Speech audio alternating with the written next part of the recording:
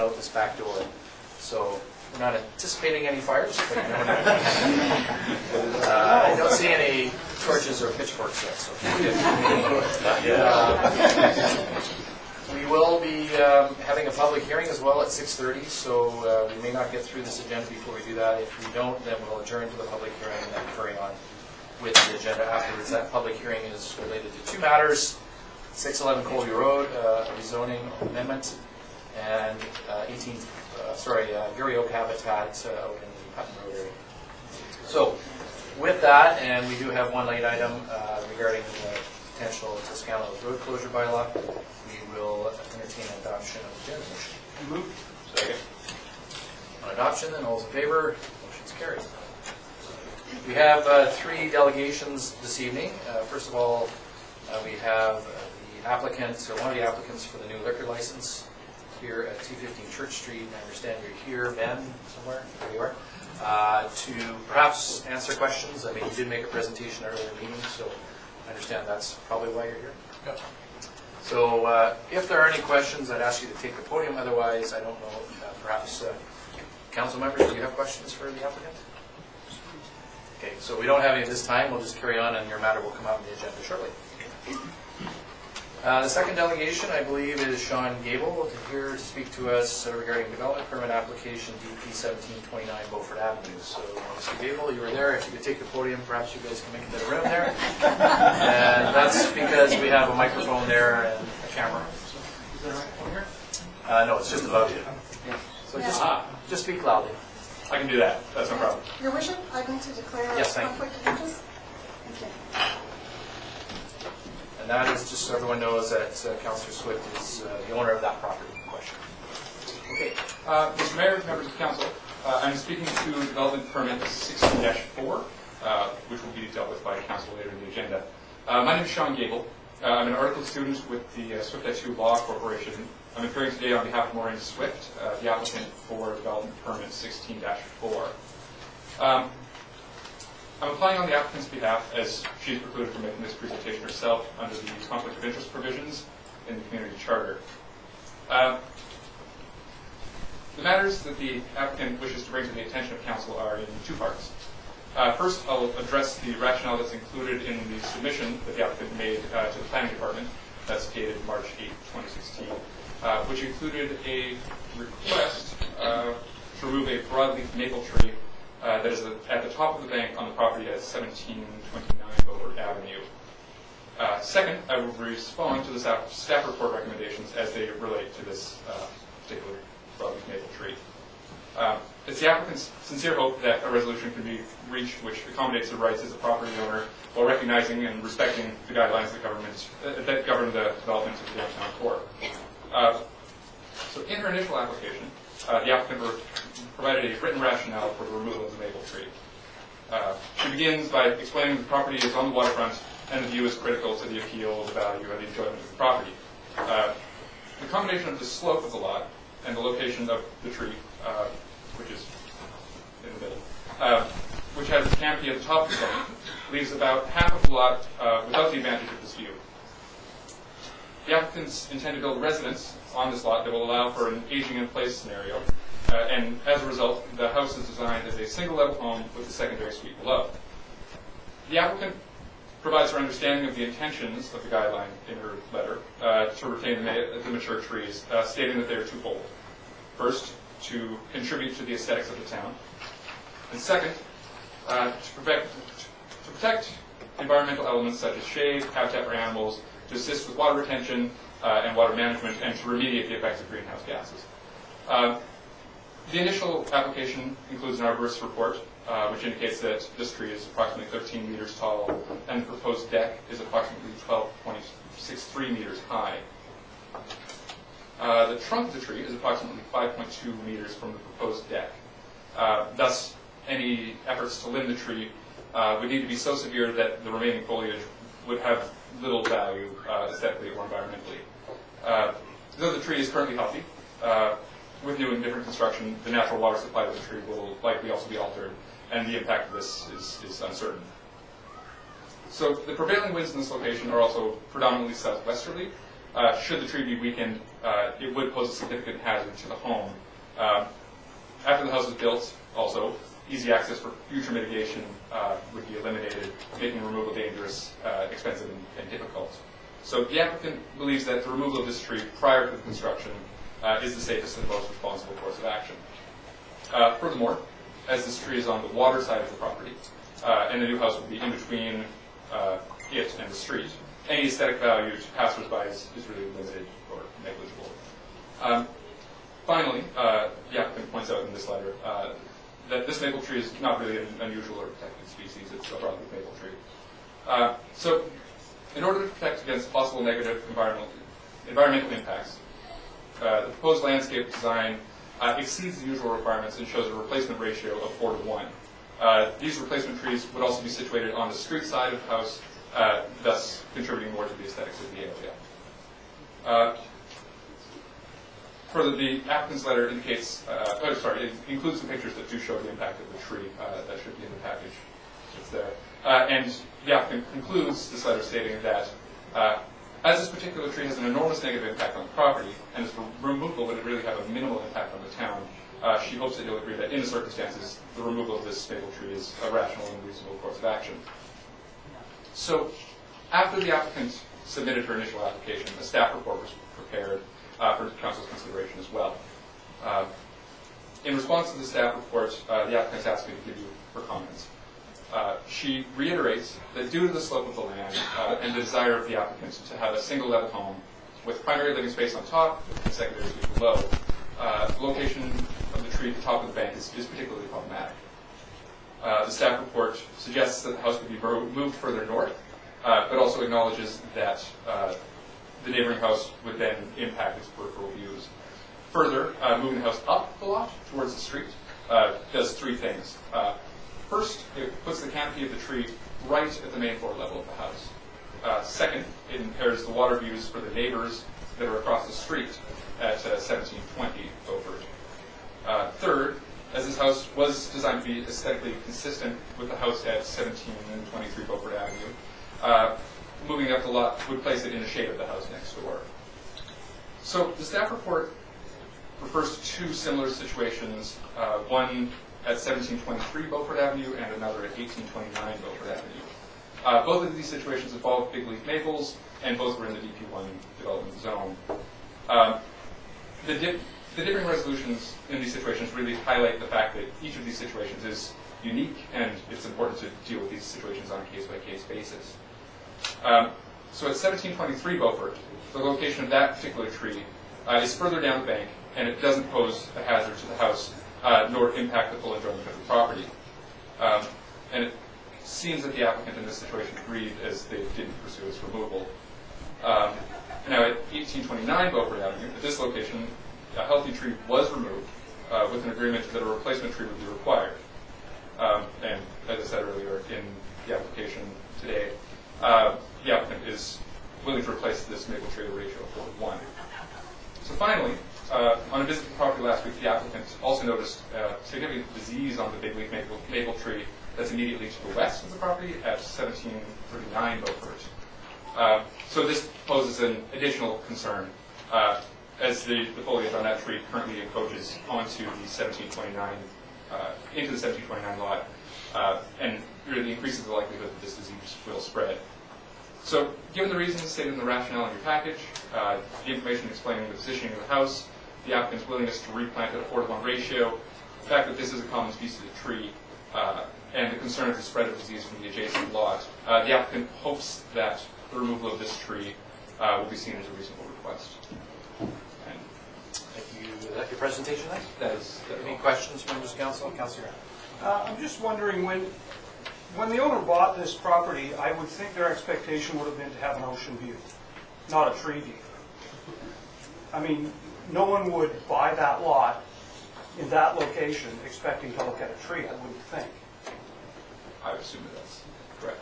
And so, and this tree, as it sits, is, if it remains, is going to have a fairly negative impact on the value of that property, I would think as well, would it not? Yes. Thank you. Any further questions from members of council? Seeing none, thank you for your presentation. Okay.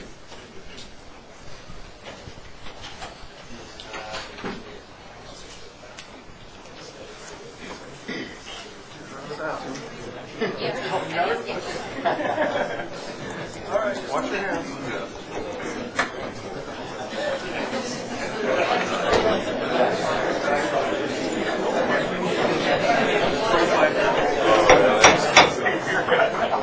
All right, we have our next delegation. We've got a quiet, please, thank you. Kate Payanoff and Denise Lawson and Fred Newhouse regarding Mac Lane Heritage Society petition. I see, okay, Eric, take the podium.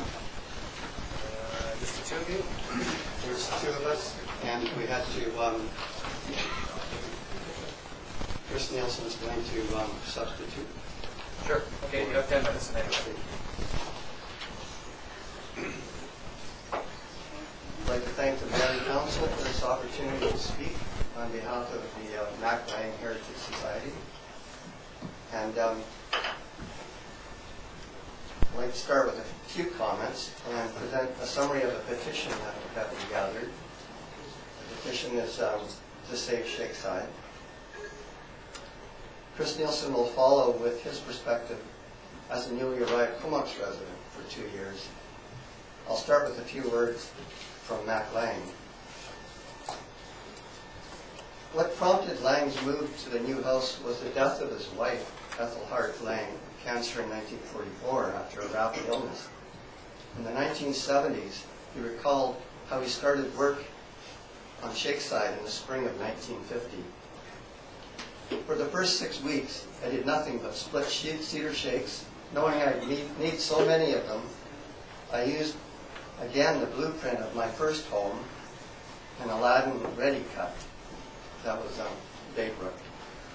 But turned the house broadside to the bay instead of an end-on, as before, so that my southwest glance I would see Mount Arrowsmith's snowy crown, and southwest, close up, the Grand Old Glacier and the Queen.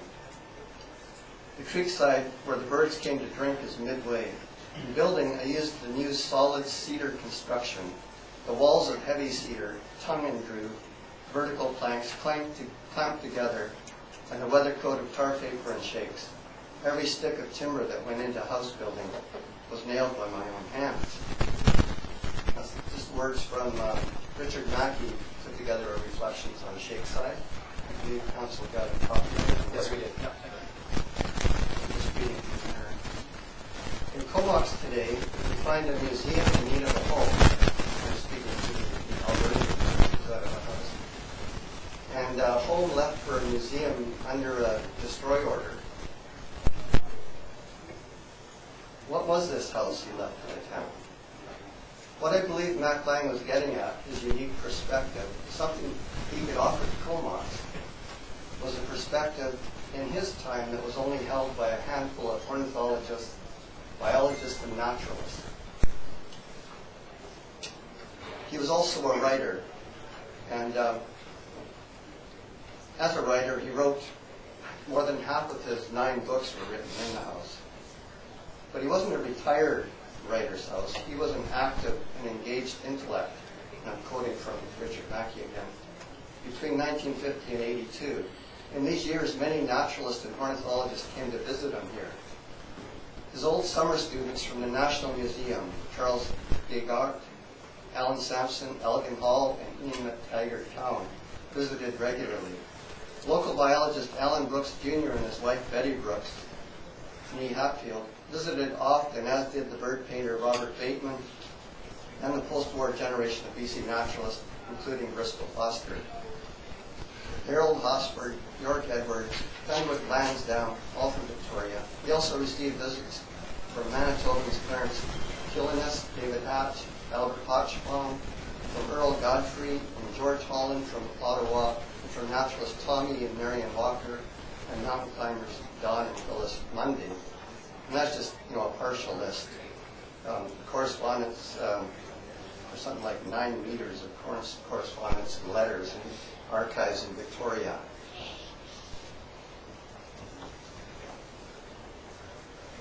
The nature park was for the people of Comox, but the house, this was for our future. Because unless we know where we've been, where we've come from, we will not appreciate the effort needed to get where we are now. Just to give you an idea of this, over Mac Lang's lifetime, he published 1,000 articles in newspapers and magazines, 22 of which were featured in scientific publications of his day. His output secured him a high reputation. His scientific publications include articles in Canadian Field Naturalist, the Murrelet, Condor, the Auk, Scientific American, the Canadian Geographical Journal, and the Canadian Alpine Journal. He also collected over 10,000 vertebrate specimens in his lifetime, the majority for the National Museum in Ottawa. His importance lies in the strength of the friendship made over a long life. His collection of birds, mammals, and plants housed in Canadian and American museums and universities, and his influential nature stories published in newspapers and outdoor magazines. Perhaps Mac Lang's timing was off, as his trust has not been honored. The attitudes in 1982 were a bit different than today. Today we can't get enough nature. Then, that was then and this is now, to paraphrase a councilman. I believe that if Mac Lang were alive today and left his money in a trust fund to the town, that we'd take him up on. Today is today, and the offer still stands. There is a trust and a house.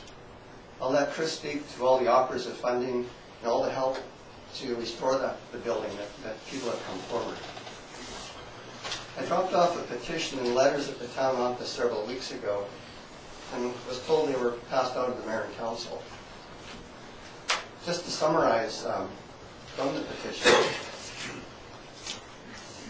we had 102 names from Comox, 35 from Courtney, and the total number was 200.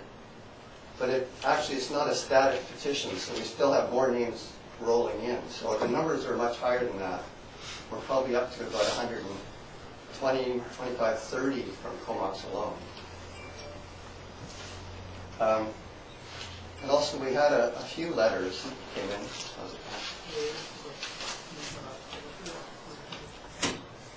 Okay. But I'll read one letter anyway.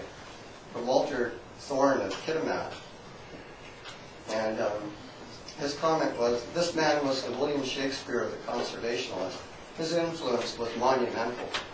Future generations will appreciate the preservation of this heritage. Save this building, please. There were 70 different letters, so 70 or 69 additional letters. So there's quite a few letters from various people. And the metaphor I can offer is that if support for Mac Lang were a beach, the shout would be surf's up.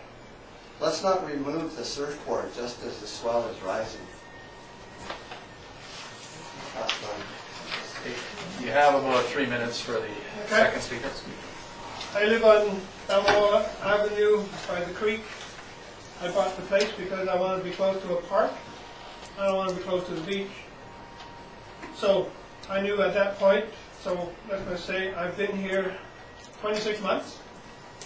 I was in a forever house in Calgary and I was at Kitty Coleman for a week and my life was turned upside down. You all have your various reasons for either moving here or enjoying it here. We could not stop talking about this place. So here we are. I'm here for the long haul. So 26 months. I have no axe to grind with anybody. I see what I see. I'm not blind and deaf. I know that this goes across many different factions, this and the other. I appear as an individual. As background, I'm a board member of the Streamkeepers.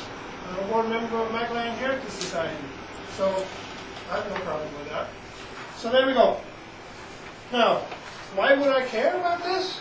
Well, I walk by Shakesides every day. It's something, it's a direct link to, every time I read something from him, the legend grows on me. Just how complex was he? And here we are. I went away for a 10-day holiday last year in late July. We left when Bay Brook was called to some attention of national heritage significance. Came home, and it was gone. I'm thinking, what have they done? That was this sort of watershed moment. Okay, now I have to get involved. You know, I thought that was a little bit of a, didn't need to happen. So,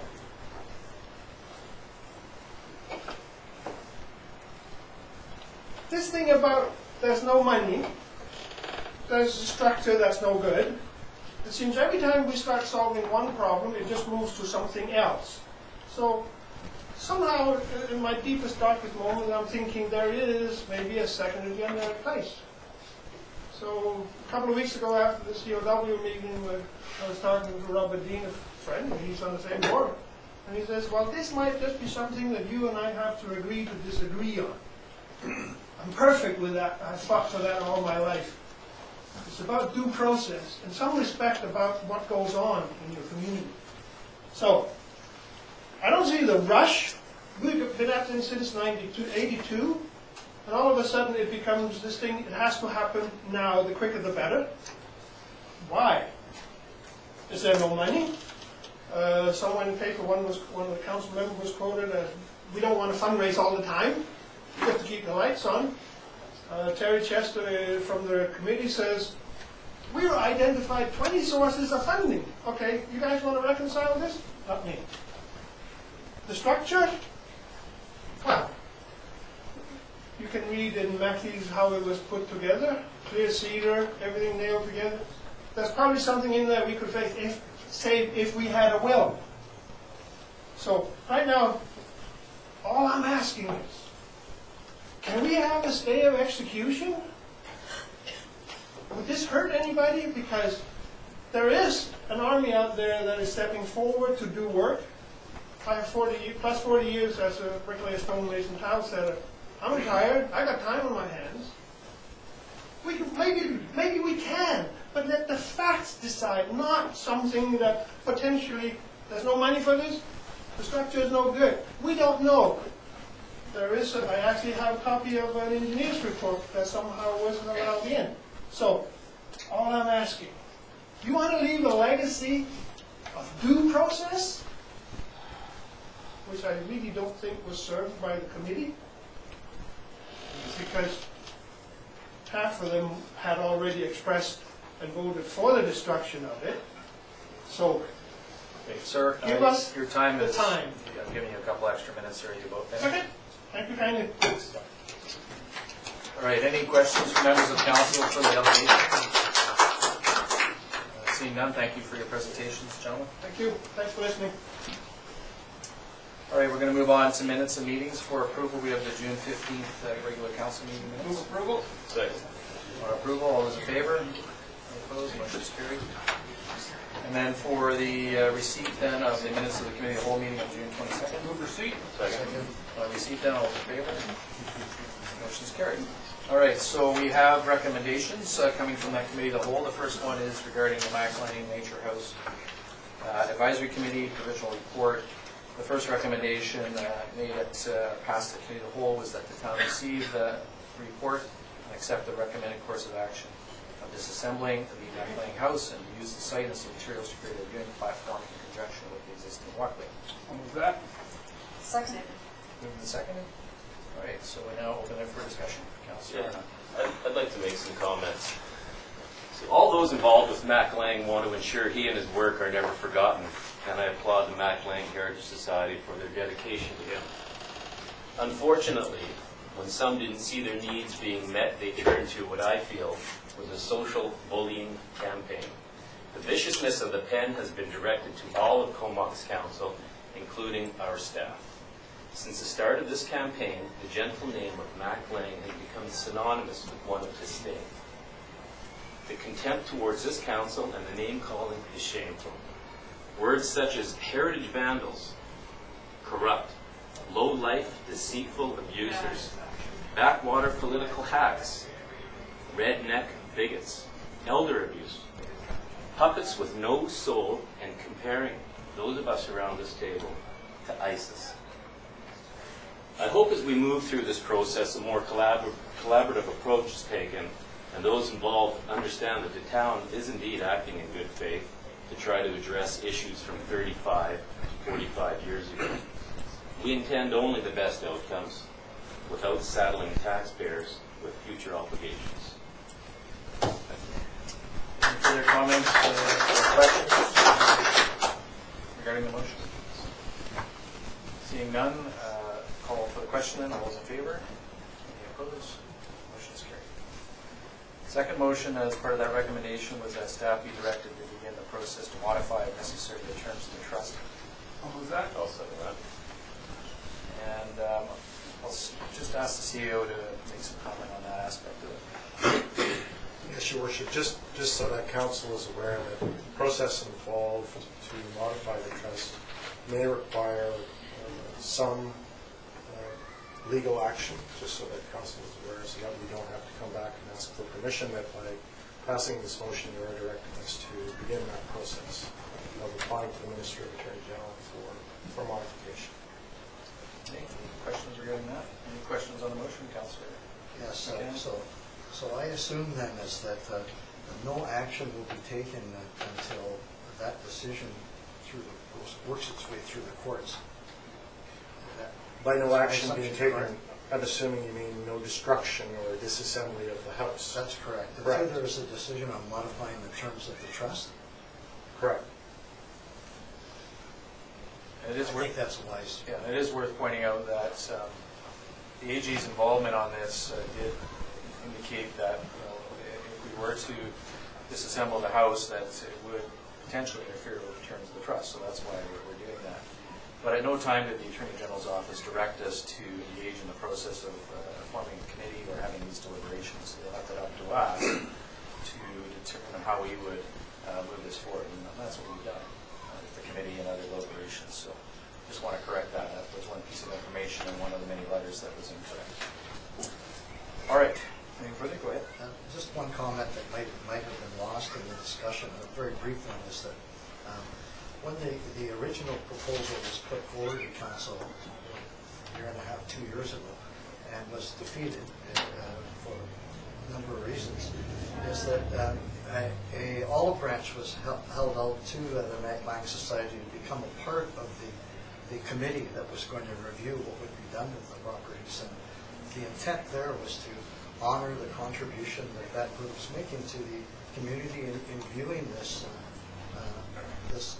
decision on the properties. And I know it was difficult to interpret things, and I know things like being on a midden and being in the floodplain and all had to be taken into consideration, and as well as the condition of the building. But I'd like the public to be aware of that, and that's why I'm bringing it up again, is that when council voted initially, there was a hand offered for the Mac Lang Society to be part of the decision-making process. Now, understandably, some members from that society are unhappy with the result of the committee's vote, but they were invited purposely so that there would be an inclusive opportunity for them to be involved. I just thought it's important that I say that. Thank you. Any further comments? Seeing none, are you ready for the question? All those in favor? Any opposed? Motion is carried. So moving on from that, the second committee recommendation was regarding the matter we'll be discussing tonight, which is the liquor license referral on 215 Church Street, and that staff be directed to gather reviews, placing a notice in the paper, and mailing out to owners with intents within 75 meters. I'll move the recommendation. Second. Those in favor? Motion is carried. Of course, that has ensued, and that's why we're here tonight, in part, to discuss that later in the agenda. Special council meeting minutes of June 29th for approval. Move approval. Second. Approval, all those in favor? Motion is carried. And that was to deal with the extension application. And then finally, the minutes of the Nature House Advisory Committee for Friday, May 13th and Friday, June 10th to be received. Move. Second. Received then, all in favor? Motion is carried. All right, we'll move on to the manager report at page 113. And Move receipt. thank you. Second. On receipt then, all those in favor? Motion is carried. CAO will be providing, as you know, with this agenda, a report on the Marina project. So that will ensue shortly. Anything further on the manager report? Seeing none, we've already voted on the receipt. Thank you. So now we're going to move on to 1666 and 1700 Comox Avenue. That's a rezoning application for the Berwick, and that is for consideration at this juncture for adoption, all conditions having been met, to my understanding. And One at a time or all we three? should do them one at a time. So the zoning amendment bylaw 1825 for adoption. I'll move one. Second. Any discussion on the adoption? All in favor? Opposed? Motion's carried. Move two. And that's for the phased development agreement bylaw. Your second? Second. Any discussion? Seeing none, all those in favor? Motion's carried. And for the development permit issuance, thank you. Second. Discussion? Seeing none, all those in favor? Opposed? Motion's carried. All right, so now we come to the matter where many of you are here for, I'm sure. That is the planning report for 215 Church Street. And this is regarding the liquor license application review. And just to let everyone know, what happens in this context is that the town is asked by the liquor licensing branch for participation in the public commentary process. And we decided, as you can tell from the previous meeting, that we would solicit input from the public, and by both letter and publication in the newspaper. And the result of that has been numerous letters. And this background material is all here before us, and basically we need to pass a number of motions to consider, among other things, recommendations that we would be making to the liquor licensing branch. We don't make the final decision on the license issuance, but we provide public comments and pass those through. So just so everyone knows that context. And of course, this has nothing to do with any development or redevelopment of that site. That would be done under separate processes, either a development permit or building permit, as the case may be. So for the liquor license, the comments that were received are noted and printed in the agenda, and that deals with issues around the location of the establishment, the proximity of the establishment to other social or recreational facilities and public buildings, the capacity of the seating capacity of the pub, and the recommended hours of liquor service, as well as the number and market focus or clientele of liquor recovery establishments within a reasonable distance, and of course the impact of noise and the impact on the community if the application is approved. So staff have provided that all in a report, and I just turn to that report now. And so staff are looking for, or recommending that we resolve all those things that are outlined in terms of response be passed. Now, we can deal with them one by one or as a package, and we can certainly amend the criteria. But at first, I guess we got to deal with number one, which is receipt of all those comments. Okay, so move number one. Second. Any discussion on those comments? Seeing none, all those in favor? Motion's carried.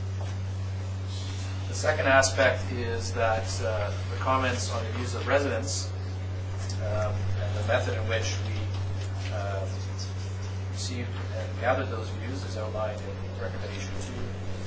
The number of submissions were received, well over 200, and that there seemed to be substantial support. We did have some letters, in fact, this week that indicated some concerns around parking and noise and hours of operation, principally.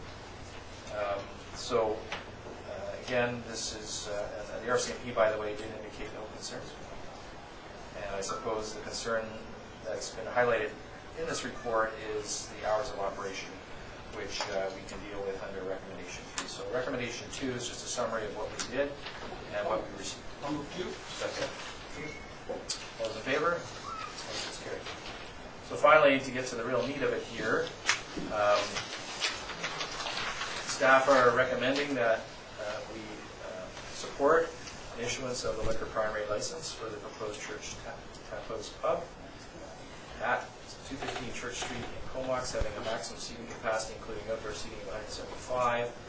The hours of liquor service permitted be from 10 a.m. to midnight, which is Sunday to Thursday, and then 10 a.m. to 1 a.m. on Friday and Saturday. And And that's the recommendations at this point, but we are free to make changes to that as council sees fit. And again, this would be a recommendation only to the liquor license branch, which makes the findings. I'll move that. Okay. So moved and seconded. Any discussion on those recommendations? Yes. So hours of operation are, these are maximum, this is the maximum they could go?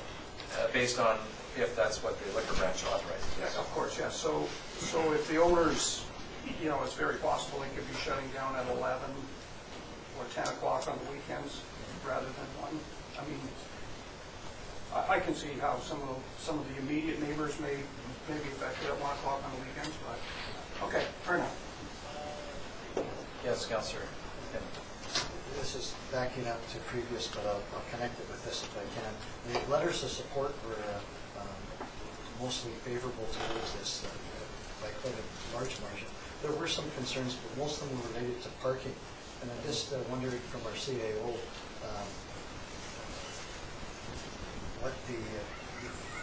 why that would not be a concern from staff if there were concerns from parking for residents. Just to clear it up so everything else. Council took the parking requirements away from pubs and restaurants some time ago. So there is no parking requirement for these new establishments. And that, was done in essence because a lot of the business that these facilities generate comes after hours. And so it was deemed to be that we have an excess of parking at those times. If parking does become an issue, it was noted in some letters down Buena Vista or Queens, some of the neighboring streets. That typically is just an enforcement issue for the town to take on at that time. So as part of the growing pains of a community, that's one of the responsibilities that we would have to look at dealing with at that time. So it can be dealt with through bylaws. Through enforcement, yes. Thank you. Okay, any other questions or comments? One concern I guess I had, and I know that the applicant did provide a letter as indicating we're going to work with the neighborhood. From Sunday to Thursday, I would have thought 11 o'clock would be late enough, but again, I understand this is a maximum, and ultimately it is up to the licensing branch. And I would imagine that if there isn't a clientele there after 11, they're not going to be keeping it open to midnight just because. So that would be one concern. There are some residents in that area, and I know that the applicant has indicated some sound abatement measures to be taken. And we know that whether or not they keep that particular structure or build a new one will have some factors to play in that as well. So other than that, we do have a motion, and are you ready for the question? You are. All those in favor? Any opposed? Motion's carried. So off to the liquor branch for your application, Mr. Davies, and gentlemen. Thank you.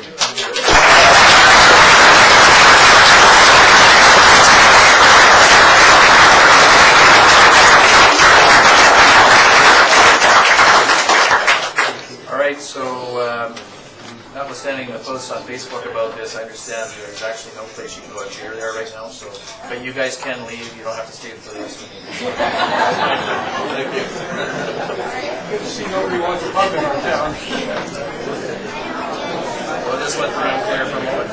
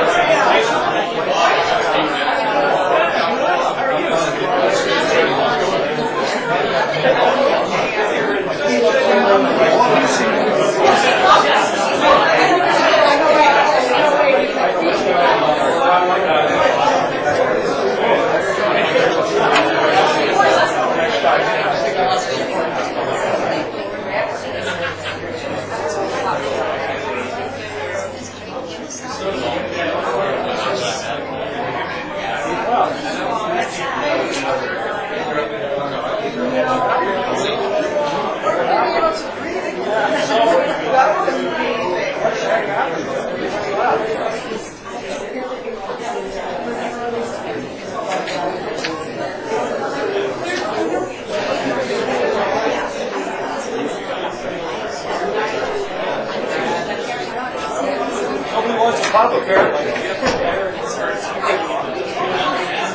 We know where to find you guys before the meeting. If we ever want to get a press release, we'll just go up to the pub and meet you guys before the meeting.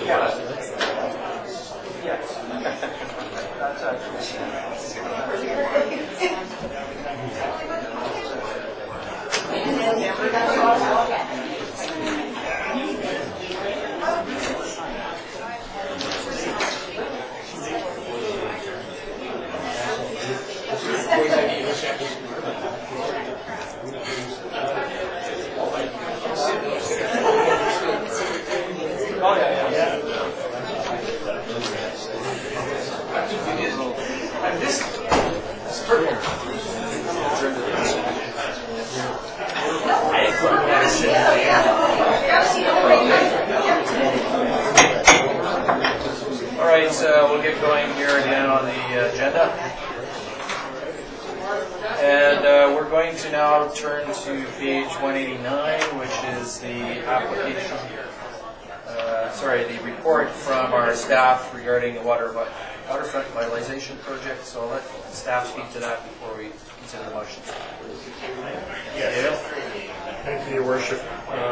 Just again updating you from previous updates when our negotiations weren't going so well with the contractor and trying to bring the price of this project down. I thought we were headed in the direction of retendering the project in various segments to see if we could get better pricing in that regard. We now have come to agreement with the contractor in principle that based on the available funds we have, we can actually do this project. And if I turn your attention to page 190, it provides a listing of what is in and what is out. And essentially, if you look at the top section in terms of what is in, we essentially get what the project was initially planned for. The 2 sale buildings, the walkways connecting the downtown and to the park. What we have removed from this is some of the, I guess I would refer to them as nice-to-haves. We had planned to put in underground wiring in the corner where the playground is right now for a future stage location. We've removed some fountains, we've removed pergolas, we've removed some benches. All of these were adding cost to the project, but we already have many benches down in the park that were part of our donated bench program that we'll be reusing. So some of the other aspects that were removed, things like the underground cistern that we had initially proposed to go along with the splash park. That we had ruled out some time ago because VHA wouldn't go along with us reusing the water unless we treated it to a certain extent. So it was one of those that was easy to cut. So generally what we have is a project as we had initially planned. One of the areas that we'll see reduced attention will be our marine services building, our existing washroom building. We have currently identified approximately $80,000 to do some enhancements to the building. There may be more depending on whether we could find further savings in the two sale buildings and some of the materials we'll be using. But essentially, we can address majority of the project for the budgeted amount of 1.8 million or 1.855 million. Right, thanks for that. I know it's been a long and at times frustrating process, but thank you for your diligence in sticking to it and sticking within the budget. So I don't know if council have any other questions or comments they would like to make this time. Failing that, we can move the recommendations. When do you think construction could start? My preliminary discussions with the contractor are that giving them the okay to begin just after Nautical Days weekend. Right. So the Nautical Days event will continue as planned with no interference, but it'll be full on after that. As we do have the window that closes on us by the end of March of 2017 in terms of grant funding, so we have to be substantially complete by that time. And as noted in the report, the contractor is proposing additional crews to get the project done quicker. Okay. And with Nautical Days coming up, that's our signature event for the year, and I realize that the town has been waiting to do the work, and so the garden areas, rightly so, have been kind of pushed aside, but we're going to spruce that up a little bit for the weekend and Yes, not put a whole bunch of time and effort, but clean it up a little bit for visitors. crews have been in this week and will continue over the next week as well. The original only show was still scheduled to proceed. It will still proceed. That's Again, the following weekend after. yes, it's just the southern end of the park that may have restricted access or be fenced off from construction begins. Go ahead. Yeah, so it's a shame we can't go with the original plan, because I thought powering to the stage and some water fountains and stuff down there would be pretty good things, especially at Nautical Days. I've heard the comment about water fountains and stuff, and the power is always an issue. So if we are looking like we're coming under budget, we can add some of these things back in as we go. Is that possible to do? Yes, we are going to be enhancing some of the power. Okay. It's the future stage location that we were contemplating. If you recall, the other grant application that we put in for the splash park Yes. and new playground that we were considering relocating closer to where this new development will occur, it frees up the space in the corner for a preferred stage location, which is a future project for the town. So will that help from having the poor organizers of Nautical Days running around trying to find extension cords? Eventually, it will, yes. Everything they can find. Yes, it will. Okay, thanks. And don't forget also we have, I believe, a Canada 150 application on the water park aspect of that. Yes. But that's obviously a subsequent phase. Sorry, Your Worship, I forgot to mention the second recommendation deals with, we were fortunate to receive approval for a BC Hydro grant to bury some additional lines. And they're the lines you see right outside the window. And our proposal was to bury those lines, put a sidewalk along this building that connects into the park. It's this last section that we're not comfortable with the current estimates we have. And again, we estimate about $200,000 worth of work or so. We may come back to you with that at a later date, but we don't have the level of confidence at present to know for sure that's what it's going to cost. So we're just giving you a heads up on that. Right. So there's two motions here. First, that the town of Comox award the project to Kinetic Construction at a cost of $1,55146 in accordance with Appendix A. I'll move that. Any discussion on that? And one quick question. So the project scope hasn't changed enough that we would have to re-tender this. It's still within, like, what do you normally do, 15% or something like that? Well, both bids that we received were over the 15%, so we didn't have to accept either one. Okay. But if you look at the list of what's in and what's out, Yeah. particularly what's out, it's not really of substance to change the project. Okay. So that's why we're comfortable with recommending approval. Yeah. Okay. Question? All those in favor? Motion is carried. And the second motion is that staff be directed to prepare a comprehensive estimate for the burial of hydro lines and installation of sidewalk along the Wilcox Road. I'll move that. Second. Discussion, seeing none, all in favor, motion's carried. All right, well, we might as well start with the next item, and then we'll see what we get to before the public hearing, and that is page 191, which is the report regarding the use of municipal property for private business, Toscanos Trattoria. I'll move the recommendation. Okay, so is there a seconder for that? Second, okay, so it's on the floor for discussion.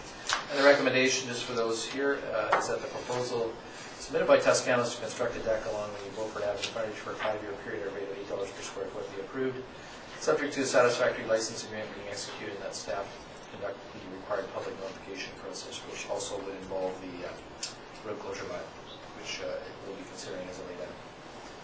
So, discussion, Councillor Swift. Okay. I'm not going to be supporting this recommendation, and for a number of reasons. I'm really unsure if $8 a square foot is a fair price. So, as I understand it, would be 31 square feet, so it would be $248. Is that correct, Richard?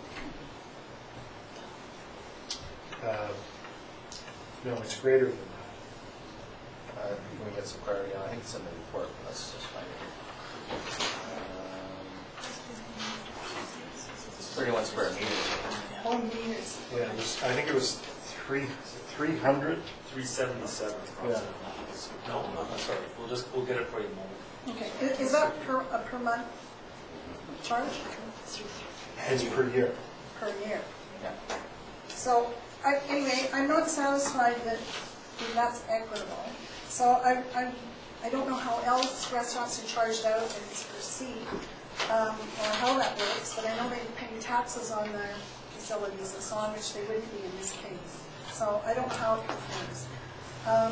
But I think, as we talked about before, I think it's going to be very difficult after this has been in place for 5 years to convince the public and the owners that they should remove it so that we can do road work.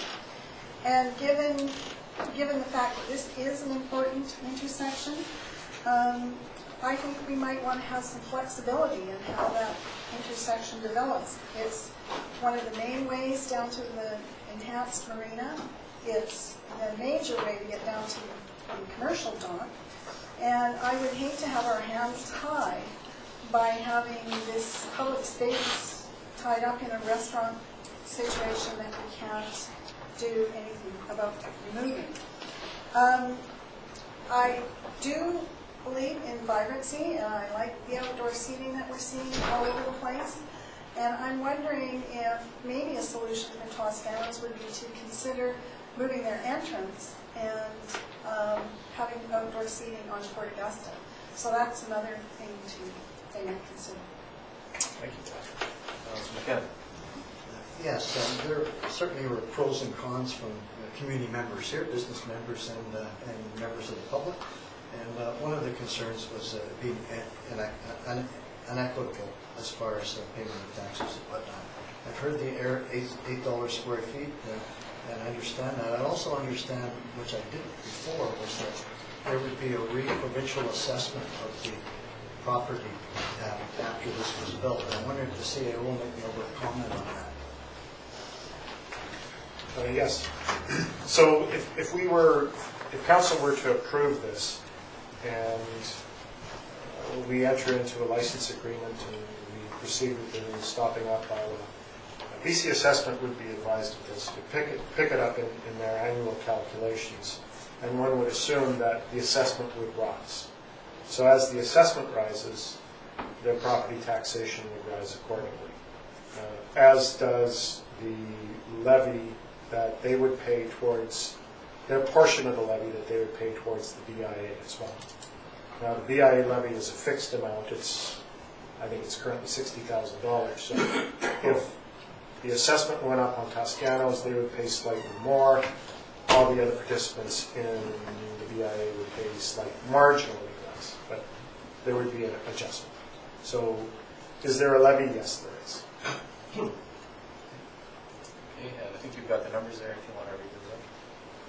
So yes, it's 333 square feet, so it would be $2,660 annually or $222 a month. Okay, Councillor Knapp. Yeah, thanks. You know, I hear what Councillor Swift is saying, and you know, I think it's important that if we go with this, that we make sure the wording is correct in any license agreement, and so that way, 5 years down the road, when it's renewed, that if indeed the town does want to make any changes to that corner, that it's understood by all. But it's only speculative at this point that in 5 years there is going to be some work done at that corner. So we're taking what this council has talked about for the last 2 years and leading up to the last election is downtown revitalization, and we're putting that on the back burner for what ifs. I think this does feed into the downtown vitalization.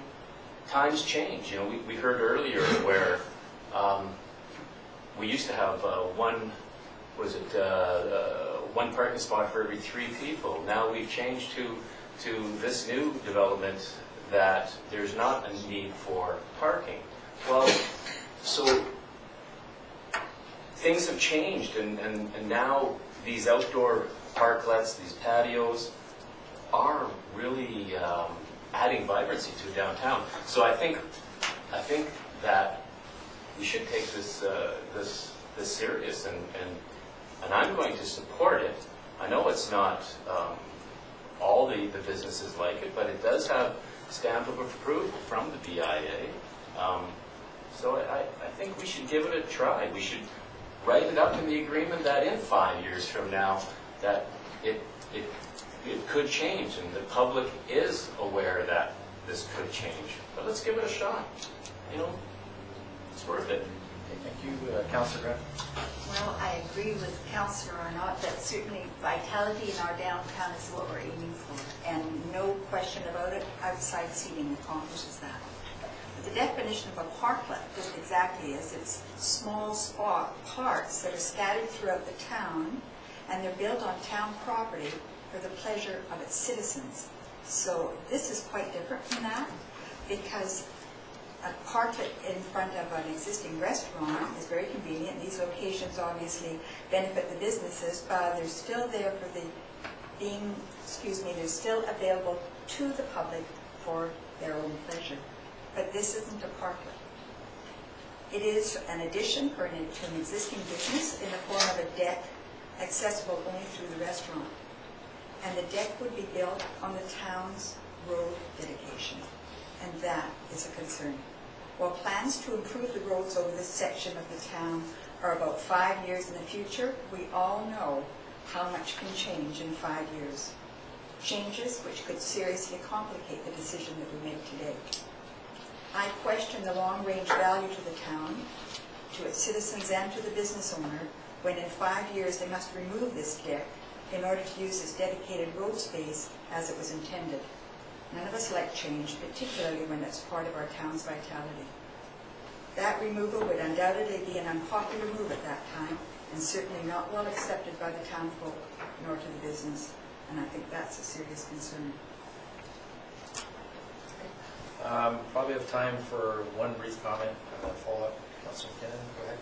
It was mentioned, I think, by Councillor Arnett, but the executive of the BIA have come out in support of this proposal.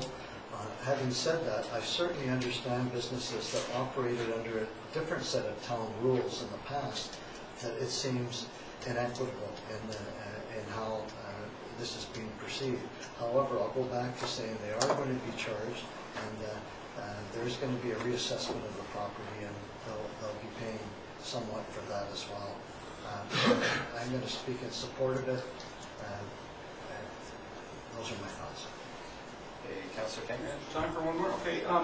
Yeah, I have no problem with the concept here. I think it's a really good idea, and I really applaud the idea of getting more vibrancy. I mean, I don't think anyone's worked harder than I have to try and do that.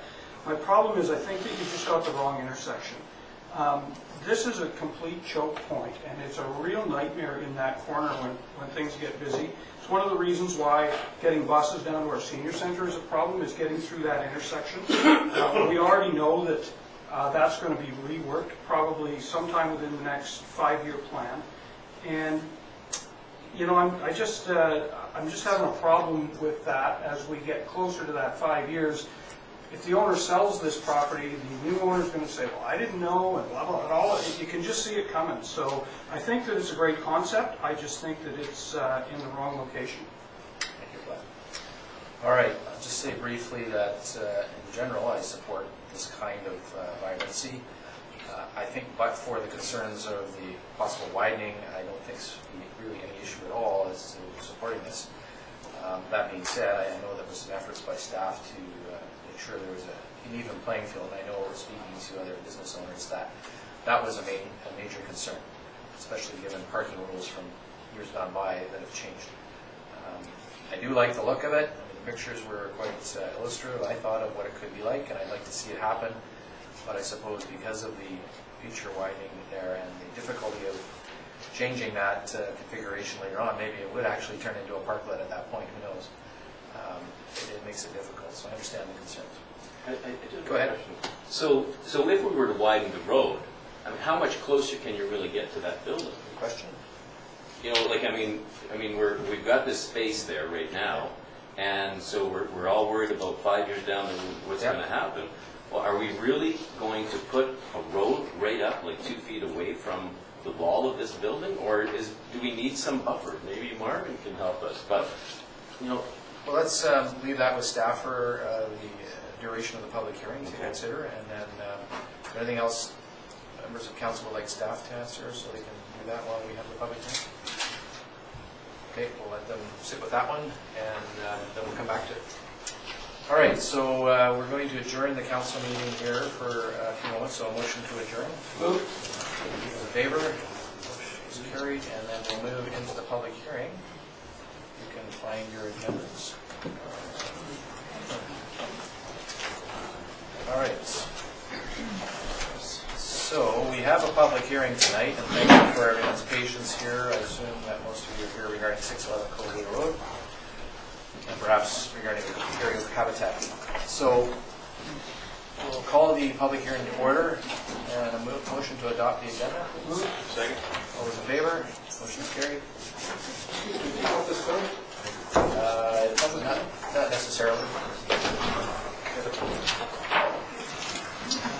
So for the public hearing this evening, we have 2 matters under consideration. One is a rezoning application 16-3, development variance permit application DVP 16-5 regarding 611 Colby Road. It's both a zoning amendment bylaw number 1843 and a development variance permit application DVP 16-5, as I mentioned. We also have a separate matter for consideration, which is the Gary Oak Habitat out in the Hutton Road area, and that is the OCP Amendment Bylaw 1844. We're going to deal with those separately. And first, I have a public hearing opening statement to make, so bear with me.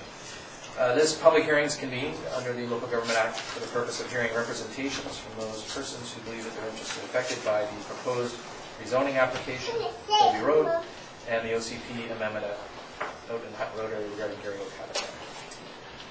We will also receive at this public hearing representations from members of the public who wish to make presentations regarding the development variance permit application for 611 Colby Road. These bylaws have received first and second reading but not passed third reading or been not adopted by council, and notices of this hearing have been published under the Local Government Act. Copies of the bylaws and development variance permit application and all supporting documentation and any submissions received to date from the public have been available for inspection at the Town Hall as required in the Act. To maintain order and ensure everyone a reasonable opportunity to be heard, I ask that each person wishing to speak first sign the speakers list, which is located at the desk of the clerk here to my right or left. And once called by me as chair, please begin your presentation to council by clearly stating your name and address and come to the podium for that purpose. Please make your presentations as brief as possible, and after all have had the opportunity to be heard, anyone wishing to have further input may once again sign the speakers list. Council will not debate with each other or members of the public, and will not generally answer questions. We're here to hear from you, and any technical questions may be directed through to the appropriate staff member. Everyone will be given a reasonable opportunity to be heard this hearing, and no one should feel or will be discouraged from or prevented from making their views known or heard. Please refrain from any conduct that would tend to intimidate others or discourage them from speaking. So as mentioned, the rezoning application at 611 Colby Road is in general terms to amend the comprehensive zoning for that area to allow a coach house on the subject property as shown on the map. And the development variance permit is to permit an increase in the coach house gross floor area from 70 square meters to 73 square meters, to permit a decrease in the rear setback requirements from 2 meters to 1.6, and to exclude coach house from adaptable housing design requirements, of course, because it's already an existing structure. So public hearing submissions may be in writing or verbal, and if they are in writing, we haven't received them, make sure that you submit them to the desk of the clerk. And I would now open the bylaw and development variance permit application for discussion regarding 611 Colby Road, and speakers list, please.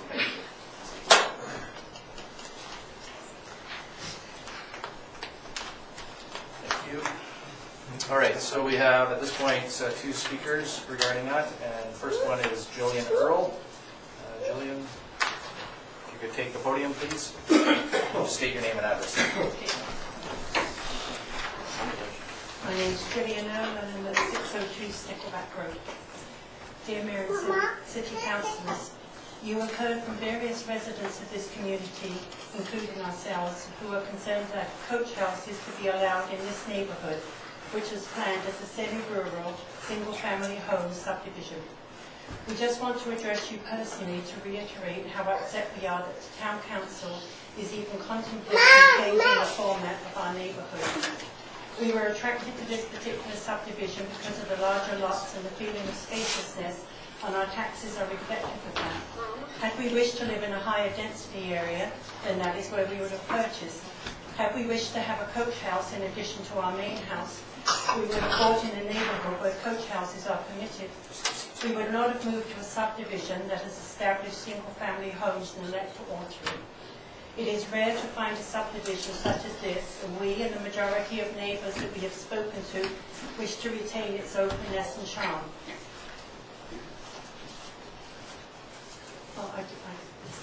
No, it's okay. Okay, we do not want to live in a higher density area with a conglomeration of coach houses and the subsequent increase in traffic. In addition to the fact that there is neighbourhood opposition to coach houses in general, this particular one has so many other issues.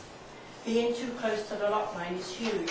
Standing on our property, we can almost touch the building. Past experience has proven that the activity there allows us no privacy and a feeling of being interlopers whilst in our own garden.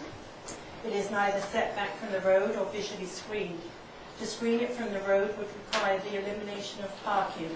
Tenants and visitors would be forced to park on the road. This neighbourhood, due to its proximity to the marsh and northeast woods, attracts many walkers and cyclists, so having on-street parking is far from ideal. In addition, this is oversized, so yet another variance will be required. The town stipulates that coach houses be compatible with neighbourhood character. As you can see from the various photographs already submitted, this building does not come anywhere close to accomplishing that. What is the point of issuing residents of Comox with regulations and enforcing them if the town can circumvent them by using a variance? We know of a number of neighbours who have been required to forego desired projects because they did not fit the regulations. Second stories have been abandoned, additions foregone, paved driveways have been dug up in order to build an accessory building, and portions of our roofs have been cut off, all to adhere to rules. Yet rules are limiting. However, they are there to maintain a certain standard and for the protection of the residents. We realise that the town of Comox is promoting the building of coach houses in their desire for desertification, but this is not a suitable area and this is not a suitable lot. One of the town's own justifications for coach houses is reduction of greenhouse gas emissions. How can approving a coach house in an area not serviced by public transportation accomplish this? This will be the third time that various owners of 611 Colby have attempted to make this into a residence, either legally or illegally. Each time, the neighbours are the ones confronting the problem, and it makes for an uncomfortable and contentious situation. We have met our new neighbours, and they seem to be very likeable people, but it doesn't change the fact that their request directly affects the rest of the neighbourhood. They would reap the benefits of the rental income from a coach house, but their neighbours, especially on Stickleback, would be negatively impacted. We feel there is too much opposition and too many regulations have to be exempted for this coach house to be approved. Thanks. Thank you, Ms. Earl.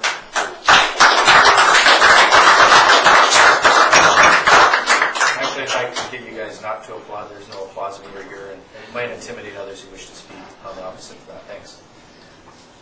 Good presentation. We have Jason Everett.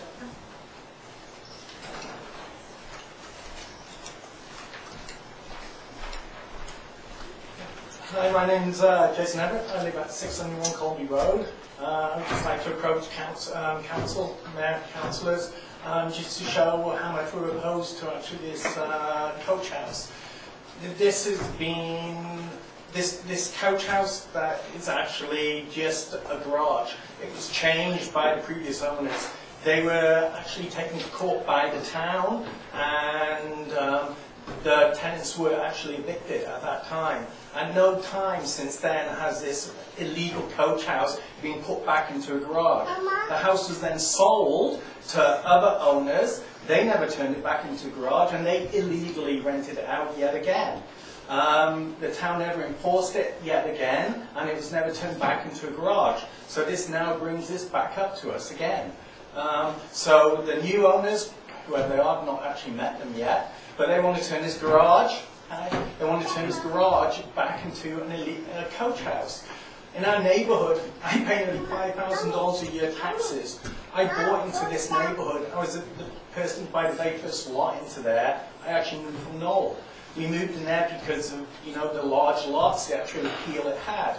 We love all our neighbourhoods. We love the way it is. To have extra secondary coach houses in that neighbourhood is going to dramatically change it. And, it's not going to be good for us. We live in a beautiful area. The amount of costs I had to do into my house when I actually built my house 9 years ago, because of the environment, I had to tear up concrete driveway and put stone pavers in there. So I wanted to put my hot tub in. We're only allowed to build on a certain amount of square footage there. We had to put in rock pits. We had to do so much for the environment. By putting more densification in that area, it's going to dramatically change that area, and it's not good. The illegal tenants that have been there in the past, they have multiple people around, parking on cars in all the corners, changing it, loud music. It's not actually good. It actually brings our neighbourhood totally down. And I agree with town that you think more actual people in neighbourhoods is a good thing. It is in certain areas, but not our area. And I actually plead with council to actually turn this amendment down. Thank you. Sir. All right, so I don't have any other speakers on the list, do I? Okay. So before we close this particular agenda item, I would remind those present that legal considerations would prevent the members of council from considering any further representations made after the close of this item. So before closing it off, I'm going to call 3 times for any further speakers on any matters contained in the proposed rezoning bylaw and development gardens permit application. So for the first time, is there anyone who wishes to make any further representation? For the second time, is there anyone who wishes to make any further representation? And for the third time, is there anyone who wishes to make any further representation? There being no further speakers, I declare this agenda item closed. And we'll move on to the next one, which is related to Gary Oak Habitat. So this is Official Community Plan Amendment OCP 16-4, Gary Oak Habitat. In general terms, the purpose of that is to amend the OCP and the development permit area map to include the properties at 680 and 672 Putney Road. And to ensure that, again, written submissions are received, please deliver them to the desk of the clerk. And then verbal submissions, we will now hear from speakers on the list, and we have Judy Morrison to speak to this matter, so please come forward.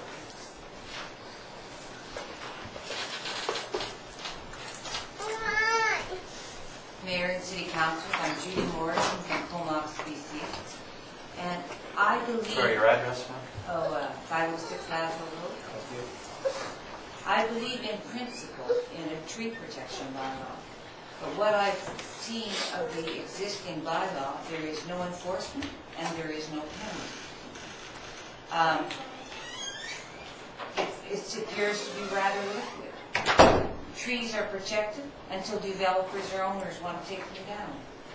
And like we have cases in point, the Berwick Oak. Okay, now, are you speaking to this particular application? Yes, I am. Okay, because this is focused on Hudson Road. I agree. It's not about the Berwick. Okay, no, I agree. I'm citing examples why not to include these trees. Okay.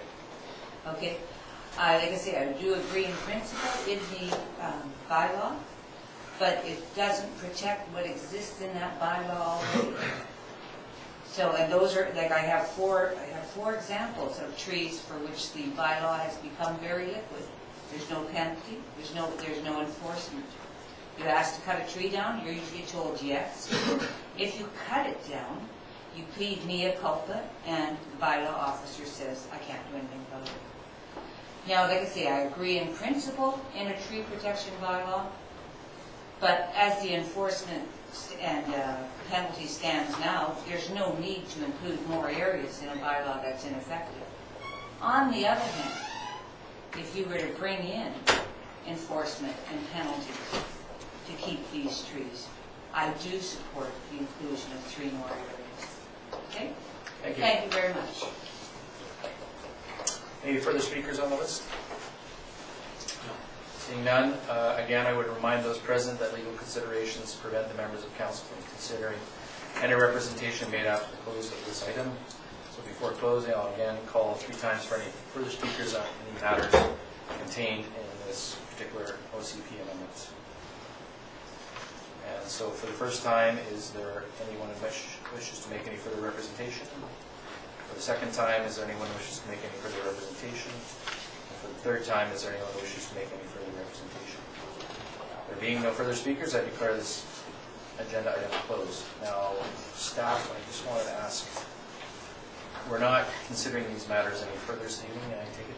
No, we're not. Okay, so they would come to council in August, I assume? The August meeting is the 17th. Yeah. All right, so we would now entertain a motion to adjourn the public hearing. Move. Second. All those in favor? Public hearing is adjourned, and now we'll reconvene the council meeting. And we're back to Toscano's patio deck. So staff, I don't know if you have any answers regarding the question that was posed, I believe, by Councillor Arnott. Your Worship, in response to where the location of the road would be, if looking at page 194 of the agenda right now, it's a sketch plan. And although it's not to scale, you see the hatched area, which is the sidewalk. So although the sidewalk itself is not to scale, if we were to widen the road, it's the sidewalk that would be located in the deck location now. So it wouldn't be road itself, but the infrastructure associated with it, which would be curb, gutter, and sidewalk. Okay. So how close would it come to the building? I guess that's as far as we have our road lines. Well, the building essentially has a 0 setback. So technically it could come right up to the building, or very close to it. Okay. Great. Does that answer your question, Councilor? It does. Thank you. All right, so everyone's had a chance to speak to it. Any further discussion, comments, questions? So the motion before us is to approve it subject to a satisfactory license agreement and public notification process.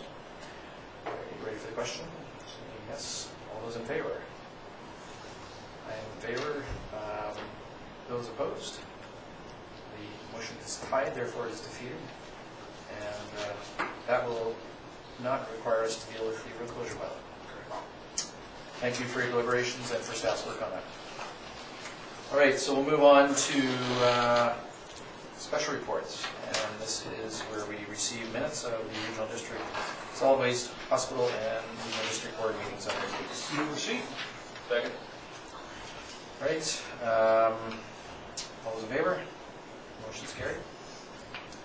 And then we also have then a report to receive regarding the homeowner grant deferral statistics. Move receipt. Second.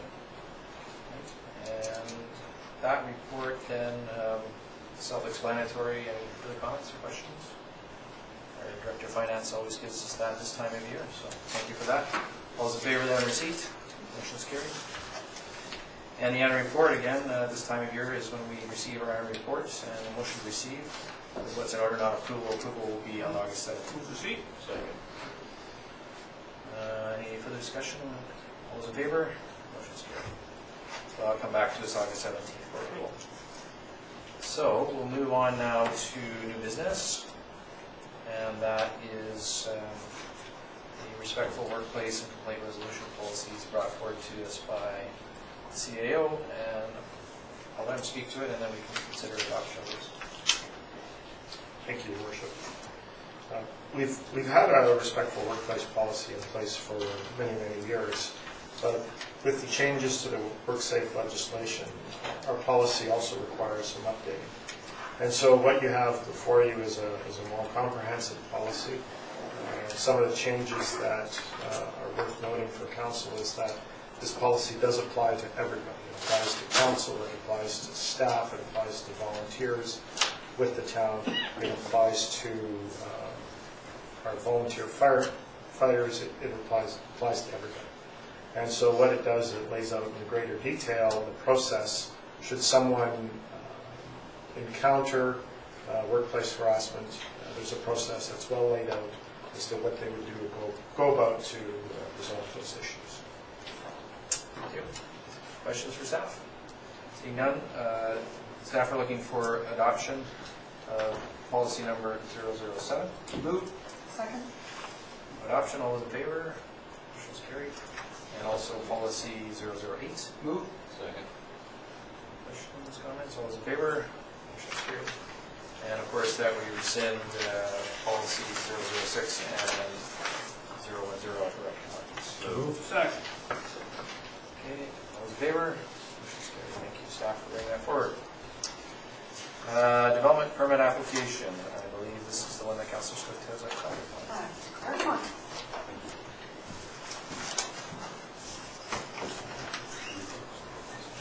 So this is bringing us to page 291.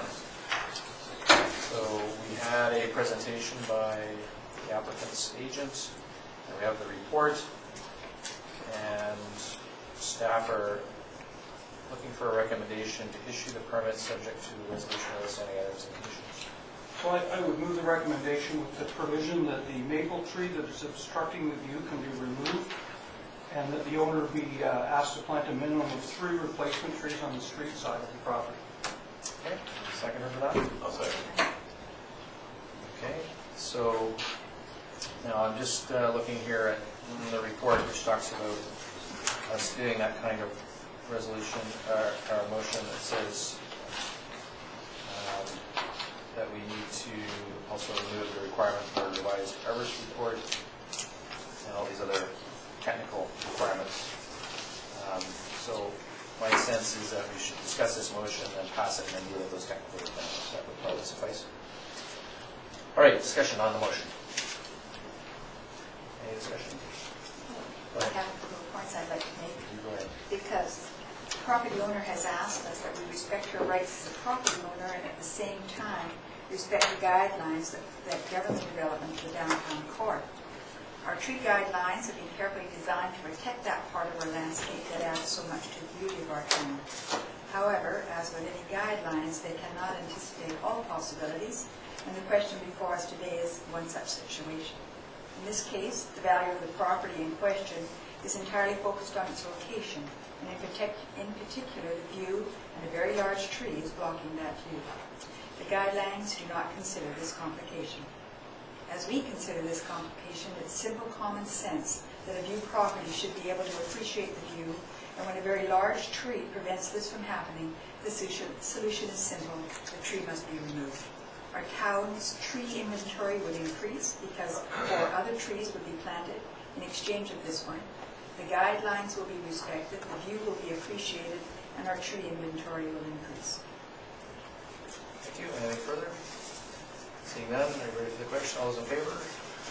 Motion's carried. And then just following staff recommendations, these are the specific resolutions to consider. That's Schedule 1, outstanding item 1, and development permit condition number 4 contained in the planning report be amended to remove the requirement for a revised arborist report. Motion to Move that. that. Second. Second, all those in favor? Motion is carried. And that Schedule 1, outstanding item 2C2, contained in the planning report, be deleted and replaced with clearly identified big blue leaf or leaf maple tree as a tree to be removed as item 2C1. Move that. Second.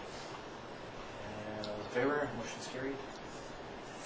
And I assume, planner, that we have to specifically say replace, say something about replacement? My motion said a minimum of 3 replacements. So are we good with that? They are already showing on their plans 4 replacement trees. Actually, that's 4 per tree, and that was for a total of 8 trees. What I'm asking is, do you need a specific motion? No, it's already, if you're happy with their existing site plan, which shows, the 8 trees, then you don't have to mention it. Okay. And so that, in conclusion, then the development permit be issued subject to resolution of the amended outstanding items and development permit conditions in the planning report. So we need a motion for that. I'll move that. Second. Those in favor? Motion's carried. And that, I take it, deals with all matters required by the planning department? Will you get more in that? Yes, please.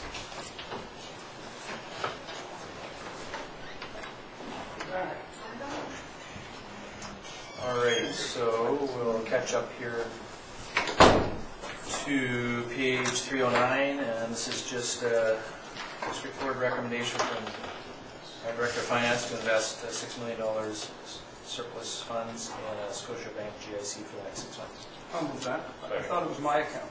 Yes, that's right. All those in favor? Motion's carried. All right, so that brings us to correspondence. We have a number of letters here. First of all, from the Philbrick Heritage Lodge and Park Association, a letter of thank you. Move receipt. Second. All those in favor?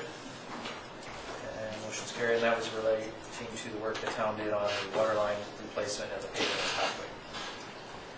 Thank you from the board of the Philbrick Branch. We also have a letter from UBCM in terms of responding to a motion that we put forward regarding the multi-material VC and a response to the funds. So on that, there's quite a bit of detail there, and I think I've pretty much given you updates on that, and that's still an outstanding item.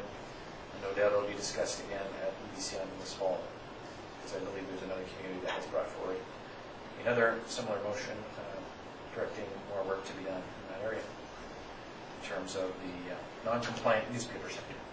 I didn't look at the newspaper yet. In any event, all those in favor then? Motion's carried. We have a letter from Martin's Bistro. It's proprietor Marcus Artson. Receipt. Receipt. Second. Second. All those in favor? Motion's carried, and thank you, Marcus, for your letter and your commitment to giving us input.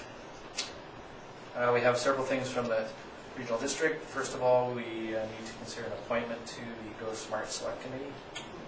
I move receipt of that and that we send anyone with me.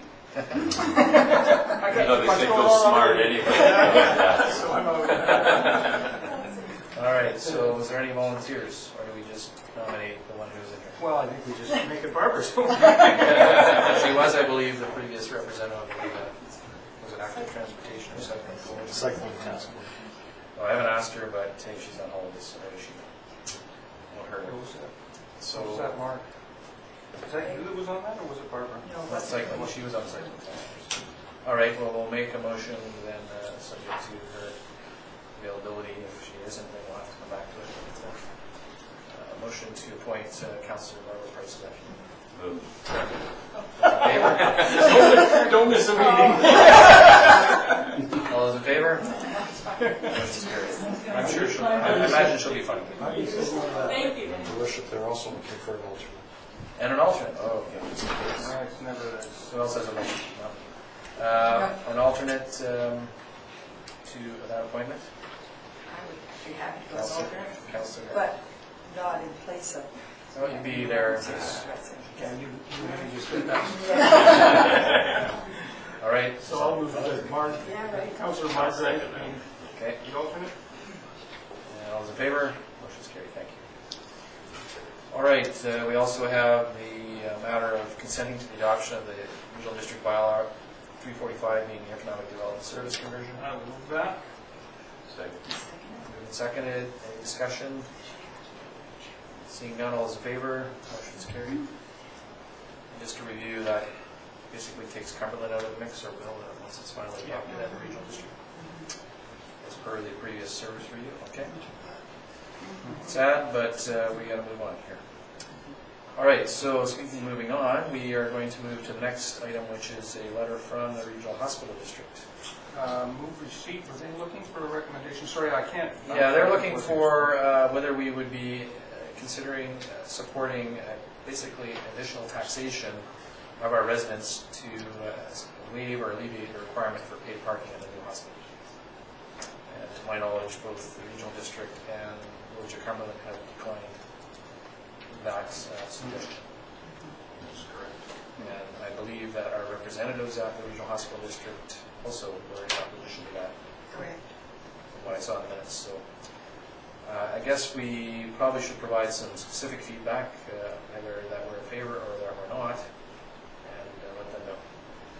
So, motions? Well, my understanding of this, and maybe the hospital can correct me if I'm wrong, is that if we don't have paid parking, the revenue would have to come from somewhere else because it's part of their financial plan to make this work.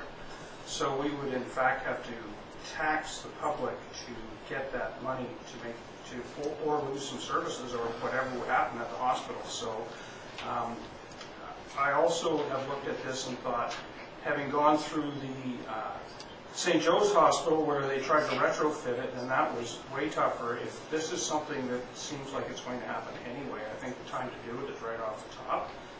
And I also don't really see why we would go and tax our public for something that's already in the financial plan as it is. So I would concur with the RD's opinion and Cumberland's. So you would make a motion then that we not support Yes. a tax requisition to cover the cost of that I would do that. free parking. Okay. Seconder? Thank you. Further discussion?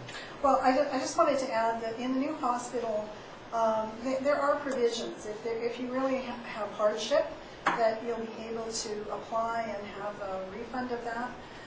And also, they're going to have some system where if you have to add onto your parking while you're in the hospital, that you can actually do it within the hospital. You're not going to have to go out across the street to the parking lot and so on. So I think they're trying to make it as easy as possible. The requisition, they're estimating is between $900 and $1 million, $900 and $1 million. And I think that's too much. So I'm in favor of the user payment.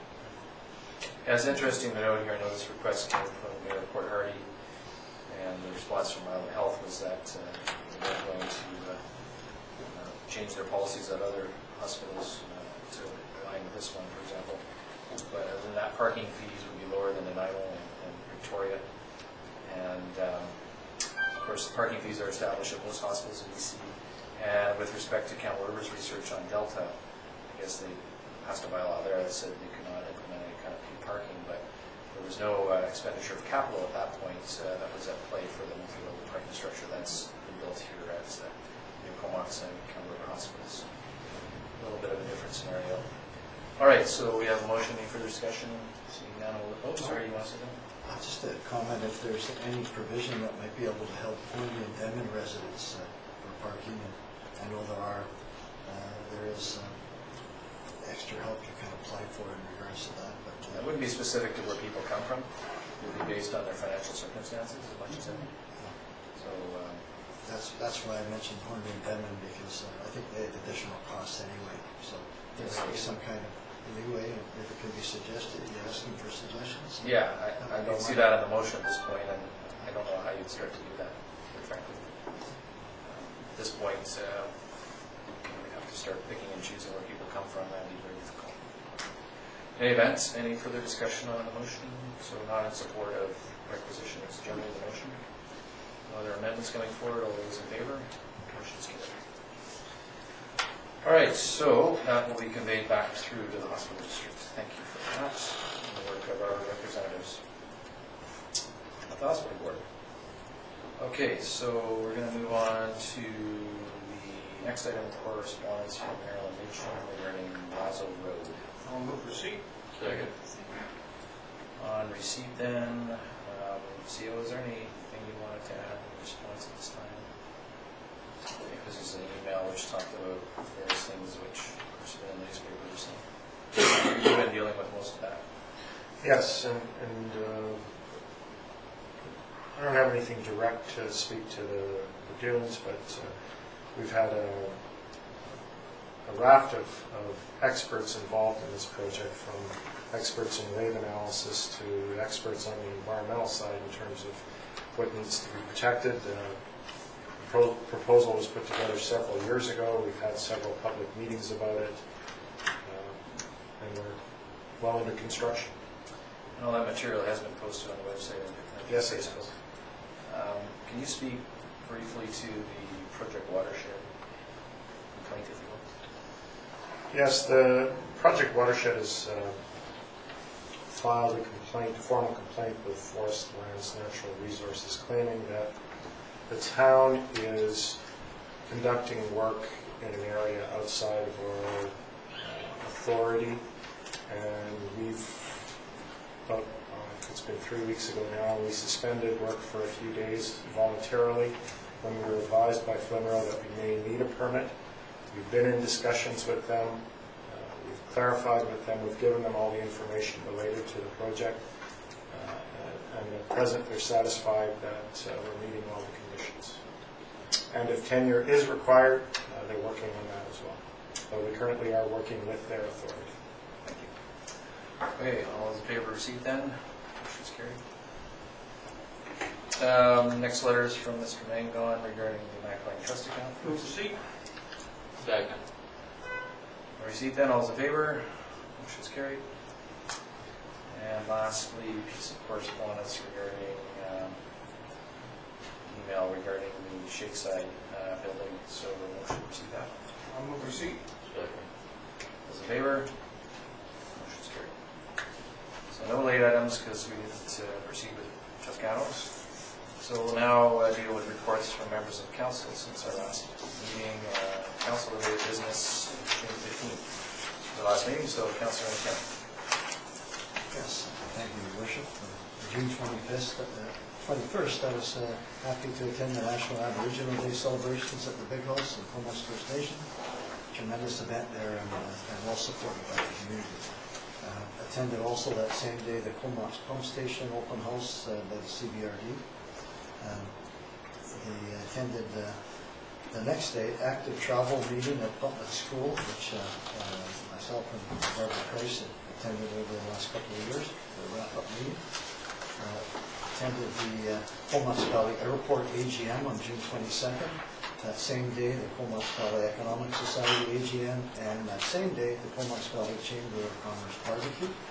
June 25th, attended the Comox Legion open house here, which was well received.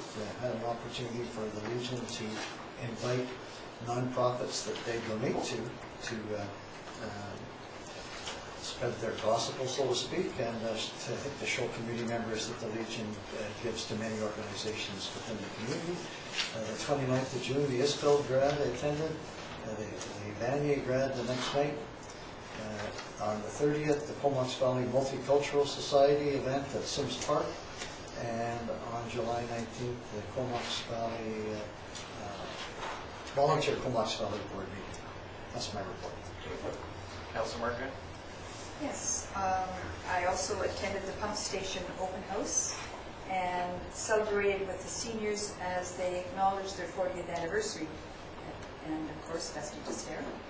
Also, I attended our solid waste board meeting, and though that meeting was really a wind-up kind of meeting for the year, many contracts were awarded, and some of those were Pacific Northwest Raptors. Now that's an interesting story, just a little sideline. It's only 7 o'clock.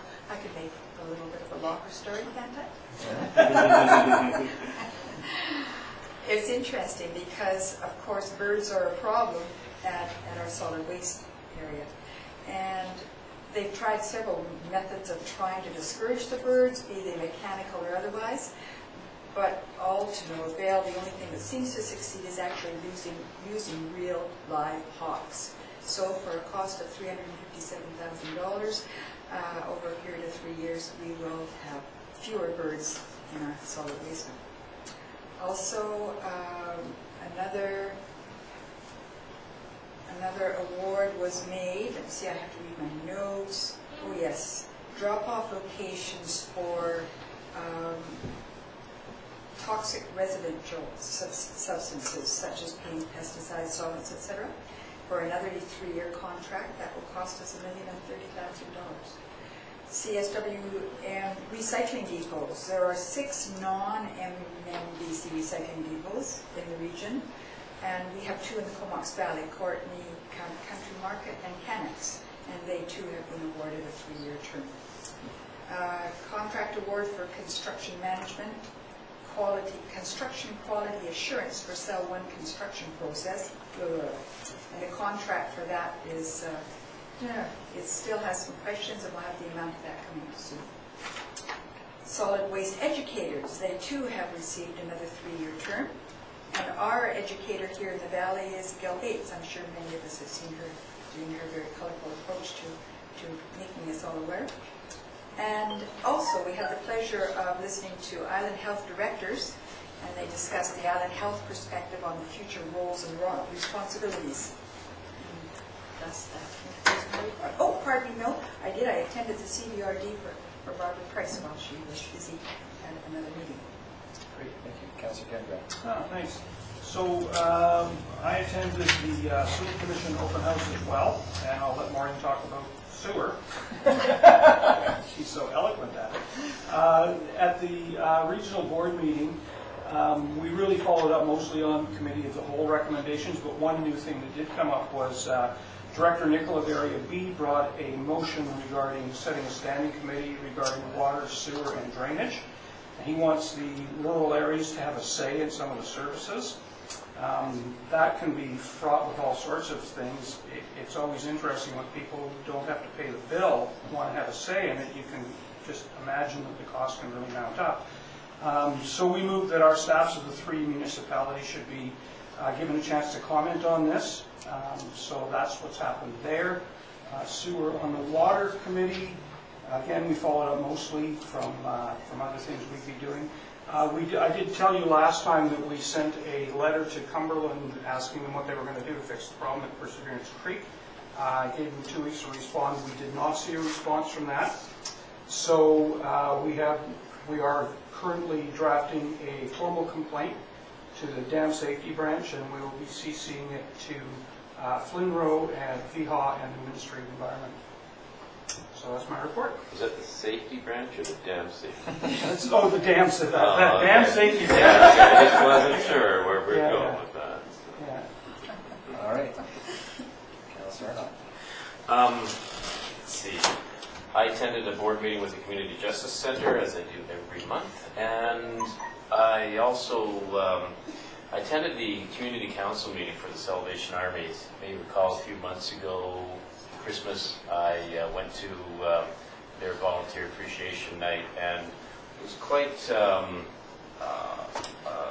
interested in their community work, and so I've agreed to participate on that. Now, prior, we have talked about if there is a need for some more of a formal agreement for me to participate on this. I'm happy to go just as a civilian. If I do go as a counselor, for me, there's no religious involvement. It's just, I think they do some great stuff for the community, and I wouldn't mind being a liaison. But What you might want to do is maybe provide staff with some information on what that entails and just Right. have it brought back. I mean, I think it's well and good to say that you're going to go as a civilian, but they're going to proceed with the counselor. So Correct, yeah. I think perhaps the best thing to do would provide staff with that information. You could do the formal appointment of it at our next council meeting. Okay, thank you. And that's all. Great, thank you. Councillor Swift. Okay, shortly after we last met, I attended the solid waste management meeting, as we've already heard about. Of note, though, is continuing at the Camex Recycle Depot, there's going to be a change to a single source drop-off. So you've had to sort up till now, but now you just can put all your recyclables in there, and it's similar to our curbside pickup, and I think they've been doing a considerable educational effort. I saw some notice in the newspaper and so on, plus they're going to have people there from time to time. And the hospital board, of course, and we spent a considerable amount of time discussing parking. I attended the Regional District Strategic Planning Session. It was a full-day session with Gordon McIntosh. I went in place of Councillor Grant, and it was interesting. I went to the sewer open house and put on by the regional district. It was well attended, and people had a chance to speak with staff and complete the response forms. I went to the CVED's AGM and had the opportunity to hear about the fixed wing proposal, and that we're hoping to have established here, and met some of the designers of the plane, so that was kind of interesting. I attended the regular Philburg board meeting, and we each have a bookmark. The first concert is tomorrow, so if it's a nice evening, think about coming out.